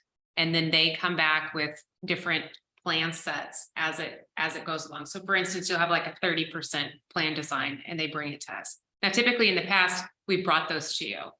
Or we brought them to you at 10% and said, hey, is there anything? But there's really little, as you go through the process, there's less and less opportunity to tweak the plans. So I guess that's to say, if you have comments, if you have things you'd like to see, earlier is better. So today's meeting is a great time to Well, get it's- those. It's stuff like the amphitheater. I mean, Uh-huh. I'd like to know how many people it's gonna seat. Sure. We could, discuss it between us, is 100 good, is 50 good, is Yeah. 200 good, instead of just saying. We're gonna do 300. Yeah, so That's what that was concerned about it because. We have to, talk about this, even if it's 10%, 20%, but it needs to be presented to us so we can look it over and go, hey, that sounds fine. But if there's something major that we all disagree with, it's something that you guys should think about too. Right. So generally, we'll bring that to you like we did with Sunset. So Sunset, we have like the open house, this is the conceptual, and then we have the plans, do you have any other comment, those types of things. So that's how we envisioned that going. I would say And it really depends on how the consultant contract is drafted. If we get 10%, 20%, 30%, 60%, 90%, 100, or do we go from 30% to 90 to 100? So at that earlier stage, though, we have a pretty good idea of what our space considerations are, what our features are, where our restroom is going to be, how big the amphitheater is going to be, and then that information we can bring to you guys. And what we like to do is put it up on the screen, print them out on the boards, and say, okay, how would you, this is what we have so far. Right. It's just, this park has been, as Carl can tell you, it's been since we started this Yes. thing. And we just like to see it all the way through because we, had the conceptual, we got the garden and, made the park and put the trails in. And then it just kind of went, because we have to do other things for, active parks, not just a passive park. But I mean, I just like to see this go all the way through and still have input in it, because I mean, we started, 13, 14 years ago. Right. And then all of a sudden it's like, okay, well, this is the way it's gonna be. It's like. Right. And that was one of the reasons too, to bring this back to the public and bring I it mean, I back like to the the board changes that you today. did, but I just like to, see the final before it gets completed. So Well, what stopped it down before was the cost of the restroom. Yeah. It was like $250,000. Yeah. So Yeah. We didn't have money. I'll help find some vendors. Well, done some restrooms for a lot cheaper than that. But we'll look into that. A lot of that has to do with what do we expect out of restrooms. Yeah. But we know we want them to be vandal proof. We want them to be low cost and functional. We don't need heated floors, for instance. So we will look at that stuff. What we'll do with all the public comments, of course, they're open till next Friday, as I keep mentioning, because I want everyone to know that. It's a great time where we are going to write a big list. What were all the comments that came in? We're going to sit as a staff to say, hey, what do we think about them? We can also send that list to each of you, and I encourage you to sit down. Do you like that? Yes, no, how would it look? Amphitheater size. Should it be 200 square foot for performing area and seat 50? Should it seat a minimum of 100? Think about what's your minimum numbers. We'll have to set the max based on how many people can actually go to that park, and then all those elements. But if all those items are decided now, before we hire the engineer process becomes cheaper, quicker, and easier. And we don't want to have any changes after we go to them other than small tweaks. So I think at the next meeting, we can bring forward the final, hey, this is what, staff's recommending. How do you guys feel about these categories? Come to those final conclusions before we even hire. That was what I was getting to. Yeah. I said, we'd like to see that happen before everything rolls and it goes right past us. We don't have anything to say at all. Because things were moving so fast that we were being told after the fact, but we understood, so we didn't get to have a lot of input. Okay. But that's not been the case in the last couple of years. Sure, I understand. Yeah, so I agree. I want to be on the same page as everybody with what we are and aren't doing in the project before we get to those completed engineered plans. So we'll come back at next meeting to say, what are everybody's final feelings on this? Of course, the department will have to make the final say, but definitely want to consider everything and make sure that everyone's heard pros, cons, cost, of course, comes into play. And then at least at the 10 or 30% level, whatever we agree to, that'll come forward to this board. Once you get into 60 and 90%, you're looking at plumbing designs and electric. If anyone has this expertise, wants to volunteer, you let me know and you can come into my office. But other than that, we would just share the 100% after that 30%. Okay. My one thing with the amphitheater size, just because the amphitheater seems to be the most unknown right now a little bit, is the buses are going to bring in a good amount of people. So we want to fill that, make space for especially the students coming in. But at the same time, I don't want the community to get the false hope that they can facilitate this big event and we don't have parking for them. And so just kind of having that understanding of how many parking spots there truly will be. I don't want to take away green space, but at the same time, I don't, if theater in the park is huge and this or a bit, a band comes out and then it's mayhem for the community around that there's nowhere to park. A lot of times when we look at these events Yeah. too, we look at what can overflow look like. Yeah. So we know at certain parks, we have way more overflow than at other parks. Yeah. So we have a stage here Mhm, and we have a lot of overflow here. mhm. We know when we have Aquafest, what is the numbers, they find somewhere to park. Yeah. So we know here, so oftentimes when people approach the city and say, hey, I want to have this event, and this just happened this year, someone approached, had their idea of the park, but when we looked at it and sat down, we thought, that maybe it's better at a different park, just based on those constraints. So with the amphitheater, I think it's a really unique feature that we'll have in the city. And with Eagle Ridge being kind of a unique park, it can be kind of, for lack of a better term, kind of tucked in there for more of an intimate setting. So you're gonna have not the sound equipment like you're gonna have here. So you're not gonna be able to touch, a huge Okay. group. Be like But a certainly if we acoustic. had what's that? It'd be like an acoustic. Right, Player. right. And, No punk rock or anything like that. right. Well, I don't know that we're gonna control the content to that level, but, but I think that what we envisioned was the types of events that we've had up there. We've had theater in the park, we want to have an outdoor classroom. So we're going to talk about, having nature-based education out there. The science classes are coming for, this reason or that, but yeah. But those are great points, because when we meet with our designers and our engineers that put, the CAD, I say pen to paper, but it's CAD, that they have a good idea of what we envision there as well. And getting a good number of capacity. Space planning is an art, so we appreciate your comments. Do we know that this won't bother the Eagles? There's no eagles there. There is no eagles. There's So no eagles? unfortunately, we've been informed that the Eagles, The Eagles have left? they moved away. That was about 10 Oh. eagles. Yeah, he's been down six, Yeah. 8 years. Yeah, we had nesting couples there. Oh, George they're just nesting, they're not. If you do end up hearing or seeing, hearing about the nest or seeing the nest, let us know. We would love to know where. We're happy that, we're Yes. happy that they're back, or, that they're hanging out there, but we had a long-term couple that had been there, which is the name. Why it was named, Eagle Ridge. And then George and Mark. we found out that George and Mark. So park development and park usage after the fact. Conservation and nature is something that we definitely keep in mind here. Right, right. As your question led to. And so it is something that we always have to think about, how are we building it and how it will be used afterwards. So if you know that you don't want a big rock band in there, you can't design a facility to hold.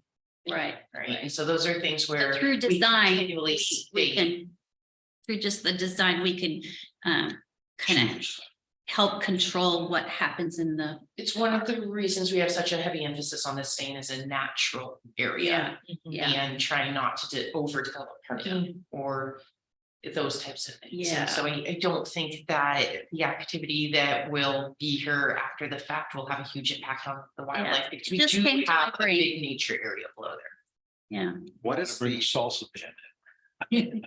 what is like the walk distance and does the city have any information on like how far from a park people are typically willing to walk? Cause I just heard that they're gonna put like 11,000 or like there's gonna be potentially 11,000 new residents at that White Barn development across the street from the new development that's going in at Lake Stevens where the Chick-fil-A and everything is.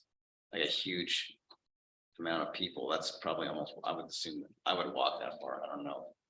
That's something the city's considering. Obviously, it was just came out a couple days ago. And I have not, I heard that. I know that our level of service for parks varies depending on the park form. So if it's a regional park, of course, it's going to be a different draw. There's going to be a different travel distance from it than our neighborhood park is, for instance. So we know that this is a regional park. It's a huge park. Our categories are a little different than some of the other levels of service, but a 30-acre park is a substantial park. We call them community parks. Yeah. But we know that we'll get a draw from, but as far as a walk, I know that generally, I think what they've set as a level of service is like a half mile. So obviously we would have the residences there and it looks like we have plans to put sidewalks in. And I know that they have safe crossings now at Highway 9. There's also a large senior development that's going in Yeah. at the top too. So we Right. think that there's a lot of synergy there with the senior center.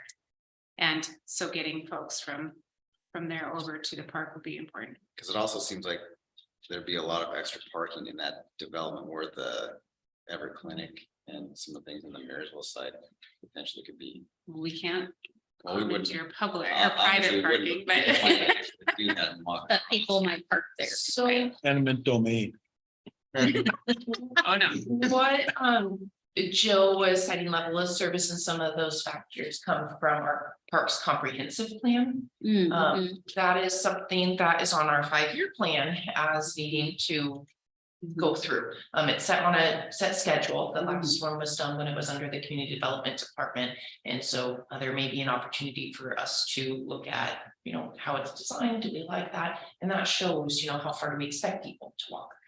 So that is stuff that we will be looking at in the future. And then for new construction, going in, new residents, all that through community development. They'll be talking to us if there's any plans to add a park, or often the park dollars are then, you know, secured in a different way where we'll be adding new parks in the future. And so all that comes from the comprehensive plan, from the strategic plan. So there is one right now, you can go review if you haven't, and then it will be a topic in the future to continually look at the city as it grows and changes. Yeah, because it sounded like that development that's on the Marysville side. And my thought was that they're gonna put 11,000 people in there. They must be talking about large apartment buildings or something. The senior. I haven't Process. heard for Marysville's, but I do know that we've been working with the city of Marysville to put in a trailhead for the Bayview Trail Yeah. when it goes. So I know they're looking at recreation in that regional kind of context. And I don't know what properties they own in the area, if they have another park sited in there, but. And that ravine area just past, you know, as you go through Lundin Parkway. And then it kind of drops into that ravine, right where it kind of, you know, splits. Originally, I think we had like mountain bike trails and stuff cited for that area, but I think it was. Is that where HP used to be in that area? Yeah, it's over towards that direction. Yeah, between Lundin and HP? And Soper Hill. Oh, Oh, yeah, that's, you know what that that- open space.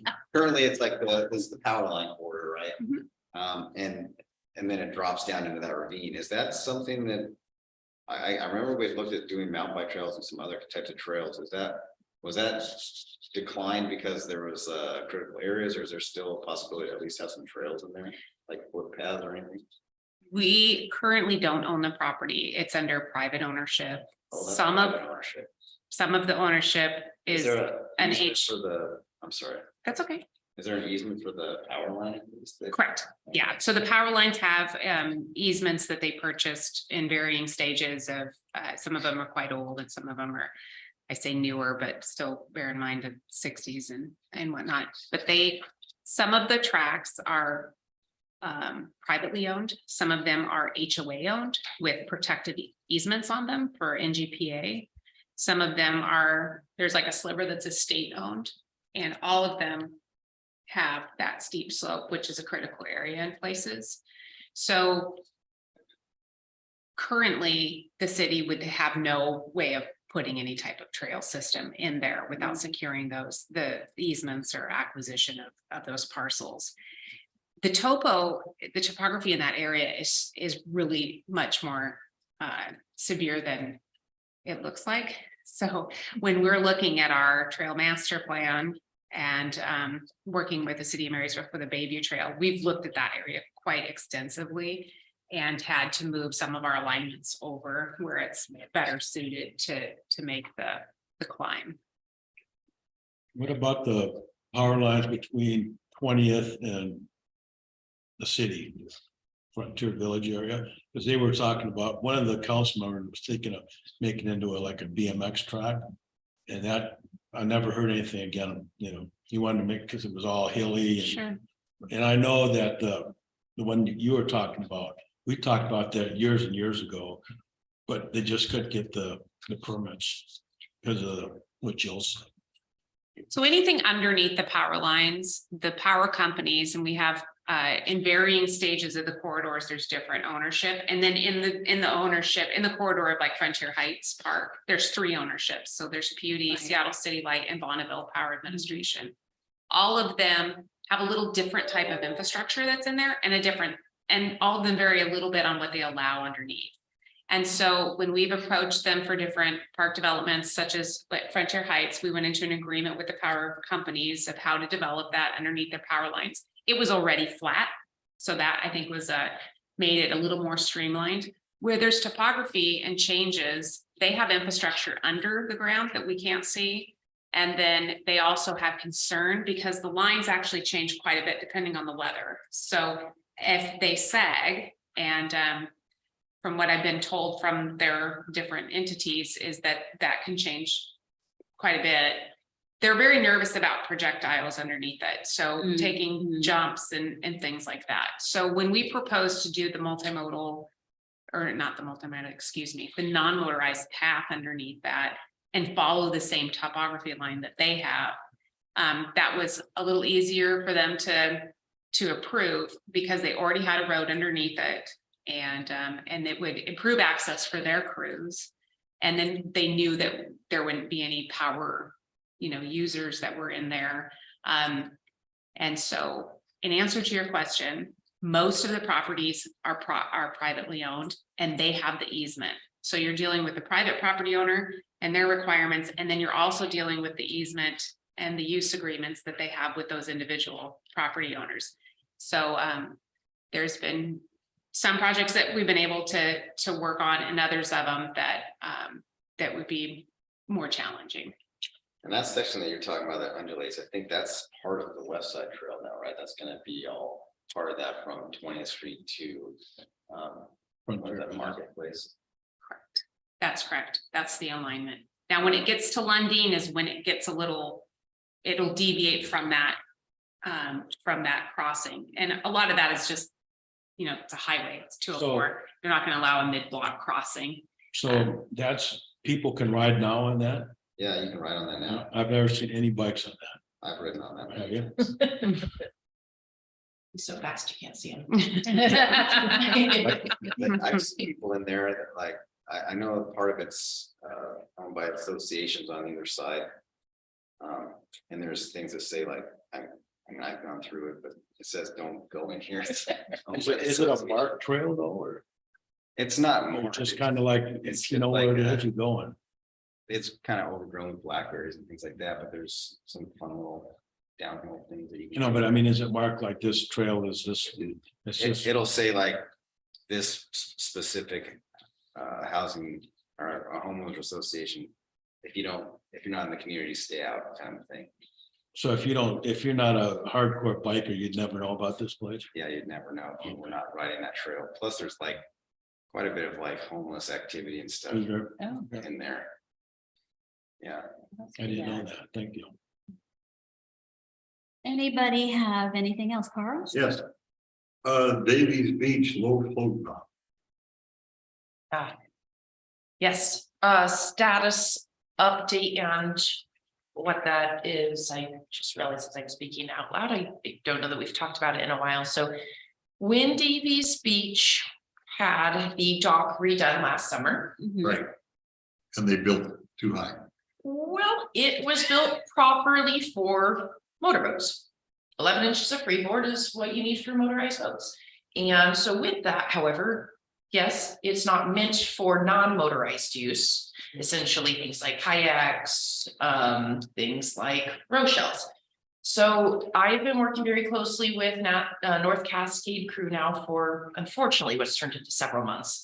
Nobody wants projects to go on this long, but between design and permitting and requirements, things unfortunately do take time. So where we are at is at the very last city council meeting that we had, it was passed to accept the official donation from North Cascades crew. What happened is I set a budget with Parks Department about what we could afford. We were able to contribute about an extra $21,000 in order to add a portion that is a low float dock that can be used for all non-motorized boats, including the row club. With that and talking to the row club, you know, Rochelle's are special and they need something a little different. And so they wanted it to be longer and a little wider in order to make it more usable for the Rochelle specifically. So through that, the only way to get it bigger was to expand the project budget. They've graciously donated up to $15,000 in order to complete the project. Their contribution is probably going to be closer to the $11,000 mark, but we're still just finalizing what that looks like. So it's a donation. The dock itself is, you know, donated city property and open to the public, but absolutely they will be using it on a daily basis. And so where we're at now with that is we're waiting for the last of the permits to be approved. They never happen as quick as we want them to. We're in the final design stages. We've decided on the square footage, which is just shy of 700 square feet. I think it's 675 if my memory serves me right. We decided on an 8 inches of freeboard. We had the opportunity to go to a 6 inch of freeboard, but it would have been more expensive and wasn't quite as good as a combination. So we got affordability, best configuration, and went with the 8 inch freeboard. We just had the first bracket will be delivered on Friday for staff to touch, feel, and make sure it's going to attach to the major dock. Okay. When you're at the boat ramp and you have your 2 docks, the one on the south side, the one on your right hand side, as you walk out and it bends, that second half of the bend on the right hand side will have the low float attached to it. Right. And so that's how they'll walk out. That's how they'll step down and get the Rochelle's in. We're at the point right now where we're waiting on the permit to be approved. We are figuring out exactly how the brackets will attach.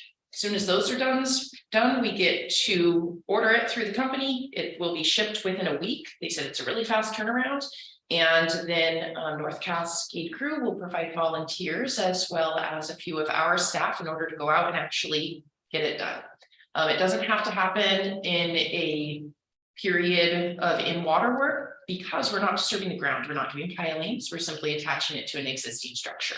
So it's kind of an any day thing. That's why it's in Q1 is we've been wanting to build it any day for a while now. So the one, you've got the road dock fix here at North Cove. Oh, the one down below. That's the approach to that dock that's already there, right? Yes, so when you look Right at the now, one it's a big halfway piece of down through the plywood. list that's It's North just a- Cove.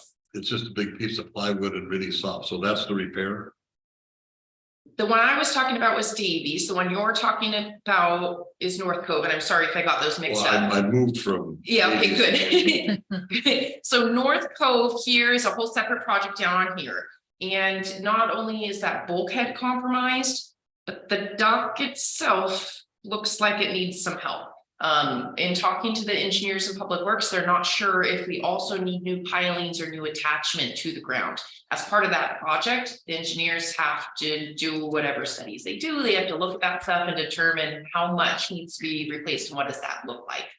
And so with that, we'll then have to have a conversation with the row club on this side, as they actually did contribute 33% for the current dock and own a portion of it. So we'll have to talk about again how we're moving forward with financing this one. But you can see the timeline on here as that one, it does also need to be done.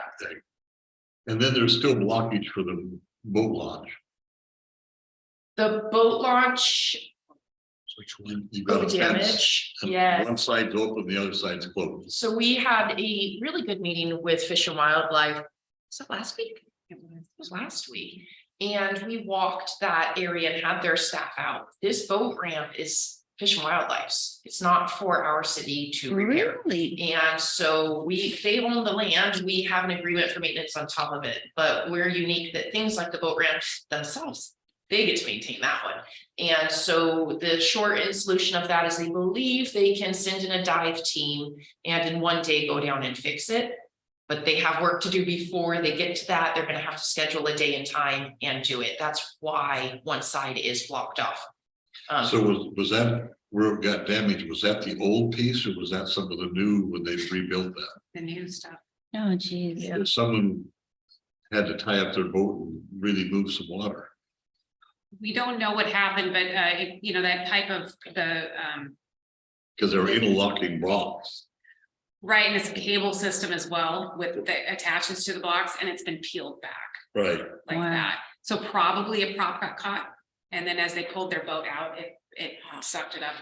And it just so happened that the damage over on Davies happened, I think, only a week or two after the stuff at North Cove. So we're questioning, are too big of boats coming in? What happened? Is there too much prop wash? And this is a result of that. Prop wash is illegal.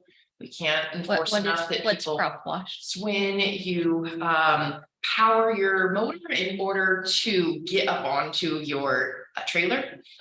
Right, instead of attaching it and wheeling it in. Wheeling You it don't in. want your motor running anywhere on that boat ramp. It disturbs the dirt underneath and all the stuff. And that's how you get undermining and you have failure of boat ramps. So we're looking at what can we do for signage, education, that sort of stuff. The Davies one is at least deep enough that all we have is a buoy to market at this point, and we're watching it. That is going to be a major project that's not capitally funded and it's not on our list, but will have to be inserted in here after we figure out what to do on that side. So North Copes will be fixed by this summer. Davies we're keeping an eye on, as it's not going to be an easy or simple fix. It's also kind of in the center of the launch, so it doesn't impede a lot of the use of it. So you can still launch in the 2 lanes that are currently available there. For all of the 2023 projects you have listed, are they all funded? They are fully funded. I mean, Nice. we have enough money to cover them, so Yeah. some of them have grant money on them. Right, Other ones are secured by city funds. right. Okay. And what you're looking at too here is the parks projects, but there's also public works projects. So all of the projects that they bring forward as well. So it's a Oh, pretty busy. right. Yeah. I forgot about that part now. Sidewalks, right? Yeah. Okay. Depot building. Yes. I was curious on the Cedar Community Center. Have they found out anything about that? Did they have the inspection and all that? Are they gonna tear it down or? That sounds like bad news. That was a lot of the future of Cedarwood is going to be determined by what the future use of Cedarwood is going to be. And so we've submitted we've distributed a request for proposal, and we have had some interest in a partnership of having, a recreation center. Like a of Boys and some Girls Club sort, type thing? right? So it's a nonprofit group in the county. So it's a good question. The structural analysis of it came back, went over what is currently there. And then depending on what our proposed use is, will shape how the building is and the future of the building, if that makes any sense. Can we put a second floor in? What did it say? Well, so any second floor of the building would be essentially a building built inside of a building. And so currently right now, how it was constructed is really, and I don't know if anybody's ever been in the building, it's a single wall construction. So it's a shed for all intents and purposes. There's no plumbing, there's no electrical HVAC system or anything. There's one light that has a plug in there, but it's been shuttered for 12 years, something along those lines. Yeah, so Like a basketball court. well, it is, there's stripes on the floor of a basketball court but it's not regulation size. So in answer to your question, we always say anything's possible, but what makes sense in the space. And so right now there's a critical area that's in front of the buildings, no expansion of the building towards the critical area could take place. So we know that there's things that the building is perfectly suited for, obviously with work. But we have to know what those uses are, because that really determines how the building's going to be built. We need to bring it into standards for accessibility and for building code. And, whenever you have children in the building, the use of the building and the occupancy of the building is really important that you get it right. So in answer to your question, we've had the original analysis done, and the use of it will determine the next steps. Has any people gone in there and, homeless people use that as a place because it's been sitting vacant for so long? It's completely secured. Okay. Yeah. Yeah, you can't enter it. Have you ever been there? No, I've never been I there. don't even know where it is. Oh, Jill and myself walked it as part of the RFP. We had a request from one of the possible proposals to walk it. And so when we did that, I took an entire video of the walkthrough. So I can share that if you guys are interested and haven't seen it, and it's not something we want to continually. Can we open up. put that on the A lot of agenda for things. next month? I can just send it out. I'll find a way, because it's a lot of data. I'll find a way to make it available to you so that you can watch it. Okay. Yeah, because it's, been sitting a while. Yeah. And so I'll absolutely share that with you. The RFP is closing very soon. It is, and I. And with that, we'll know how many proposals we have. We'll be able to see what they look like and then start trying to form what can be the future of the partnership with Cedarwood. And that will be a public scoring process. We'll have interviews, we'll have stuff on the back end. This group will be part of that conversation. The public will be part of that conversation. This is going to take a little while to work out. We also did analysts so far on our end, where Jessica, our newest staff, went through the city and said, what's offered today with available, space for rent, with classes offered to the public. And we're doing that full analysis of Parks and Rec to try to determine what does the community need, what are the gaps that need to be filled. And we talked about doing a public survey as well to get that feedback as part of this. So all that's out in the works right now. Gotcha. Sarah, what is the square footage of it? Currently 5,000-ish. Correct. Okay, so not that big. No. It's off of 99th and like there's a new development big and there's a bunch of apartments in the back. You can get to it and see it pretty easily. Off of 99th? To Community Park. Ah. 99th, And Fifth. yeah. 5th, okay. And it's currently split between 3 rooms, the larger one that is basketball court, storage area, and then a smaller room also. You think it was probably a handball court at some point. Then there's also, there's detached restrooms, which, wouldn't be code today. So, that building would somehow be incorporated into the footprint. Potentially. Have we ever considered, and I have no idea what this would cost, but to just mow it down and build what we want? That's considered. Yeah, It's so been part considered. of this process is us asking the question. How much money would you spend Need to do renovating that. it versus tearing it down and starting over? Right. But that also goes into permitting. Oh, And yeah. do you want to fully do that? Do you Right. have a wall? Right. We do know that whether we renovate exactly what there is or tear it down and build within the same footprint, the footprint really can't expand enough. Right, to right, critical that's fine, areas. but it might just be. Yeah. I don't know. Well, this is a free donation. Yeah. Yes. The property and the building were done. Like Frontier Heights. Requires a lot of work. Yeah. It's a great location. It's a perfect location. It's in an area of the city that doesn't have any recreation center of this, type, if that's what we're envisioning there. It's next to Frontier Village. It's a perfect location. Like indoor, like rentable racquetball courts or anything like that been considered? We've had a lot of talk, so we literally have a big list of what are all the considerations? That's what we have right now. So now it's time to go, how do you start dwindling that down? And what does that look like? Who's running it? Who's staffing it? What does it cost? Is it all free? Who budgets that?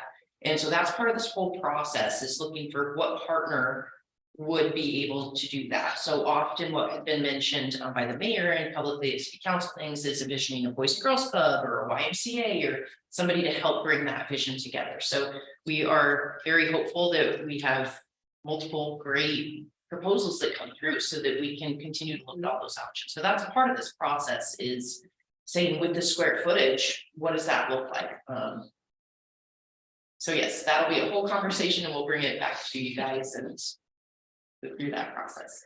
And the RFP closes on the 8th. It's this Friday. So we should know some Okay. information, at least how many proposals we got by our next meeting with you folks.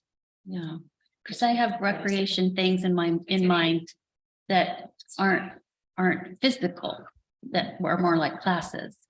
Being able to have some classes there. We know based on our surveys that that's a concern, that's Yeah. definitely a need. And, sports facilities classes, recreation programming, we know our all needs. Yeah, and so we're excited. to How we see get it what all it done, emerges. Yeah. Anybody else have anything? Make a motion to adjourn. Second. Did we have any board reports? I have nothing. Morning board. I did talk with Jill and the Evergreen Mountain Bike Alliance, and we're gonna meet tomorrow to discuss some other potential options for siting the pump track at Centennial Woods. They did say that it looks like it'd be a really challenging site, especially if we can't remove trees. One of the things that they said is there would be a potential for like maybe building some dirt pump features through the Building what? woods, like just dirt features through the woods as opposed to like a paved pump track. And they also said that they are no longer really doing pump tracks and are referring everybody to Velo Solutions, which is way more expensive. So, yeah, so that's that's kind of what the latest update on that, and we'll find out some more tomorrow.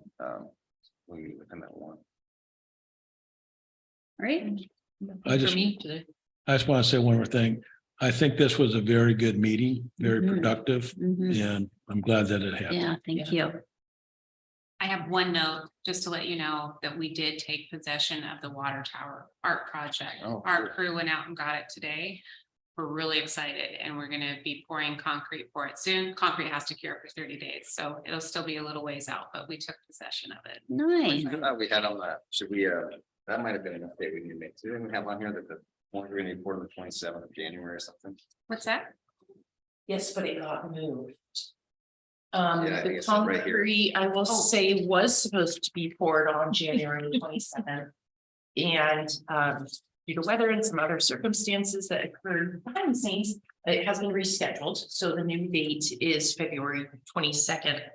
I'm 99% sure. And that will be a public announcement that is made because it will impact the road and sidewalk right here for sure. Short term, it gets poured. But then yes, cured for 30 days and then put in. So they have any design for that, or is that gonna go to the arts and parks people and have them look at that, or has the city already decided what they want to do with it? What, you mean the tower? Yeah. The tower's built. Built, And yeah. so we went through an RFP process for that, and then members of the park board and members of the Arts and Parks Foundation were involved in the interview and the selection of the artist. And so then he has built the tower. So, and it's about, I want to say it's about 23 feet tall. So it's a really great piece. It looks like he used some blue material that actually looks like water. Yeah, and it'll be lit, internally lit, so it'll look like water. Wow. Cool. Was it the roof that was blue? It's very close to the. The middle section. Yeah, it was. That was the plan. All right, Carly, I take it you don't have anything else to add? Bad or good? No. I do. Yeah, we're Our still, Arts and Parks Foundation, we have a meeting tomorrow. yes. Susan? Okay. Dawn? Are you still with us, Dawn? No, I am. No, I'm good. Thank you. Okay. So I was kind of wondering, when we talked about prioritizing, giving you input into what we would like to see prioritized in these, in your capital projects. I'm wondering if we can put that on the next, as an agenda item for the next meeting, that we can have a month to kind of think about it ourselves and just give you some input. Is that? You can always give us input. Yeah, so whether it's an email directly to us, whether you want to bring it up next meeting, absolutely. Yeah. Yeah, I'd like to put it on as an agenda item for next meeting so that we can have that as an official, what do we think? But then there's, like you said, there's all the moving parts and constraints and. Sure, but it's good to know if all of a sudden Public Works Engineering comes to me and says, we don't have the staff, choose one. It's good to already know everybody's input on that stuff. Right. And hope that would never happen and that we're all clear on, direction, but it is good to know if push comes to shove, whether it's available cash in the bank or staff to get the work done, and you had to choose one. Yeah. Or, you know, where attention should be put, especially on stuff where we don't have timelines. Of course, we have a lot of other things in mind, a lot of big other future projects. You don't see them here, and that will be all part of the visioning in the 5-year plan that we continue to do. So you'll continue to see stuff come forward. Sure. And I'll continue to push that a lot of our stuff is visual like this. I think it's just easier to see everything than reading a bunch of text. I love this. I'll work on the colors so that when they print on paper, they look a little better. But let me know, I'm happy to continue to provide information if you guys have input as we move forward with what you want to see at these meetings and what information you want. Yeah, I'd love that to be on the agenda. And the other thing I'd love to be on the agenda is an update on Cavallaro. Like, for instance, at one time I heard we might be taking it over. Okay. And yeah, so just an update on what's happening with Cavallaro. Yeah, as an overview for the 5-year plan, we put no new park acquisitions until minimum 2024, but we can certainly talk about that. Yeah, I just want to hear where you guys are at. Perfect. Okay, Is that? all right, part of the state Carl, limits? go for Make a it. Yep. motion for the meeting to end. It's like, any seconds? I'll second. All in favor? Aye. Okay. Opposed?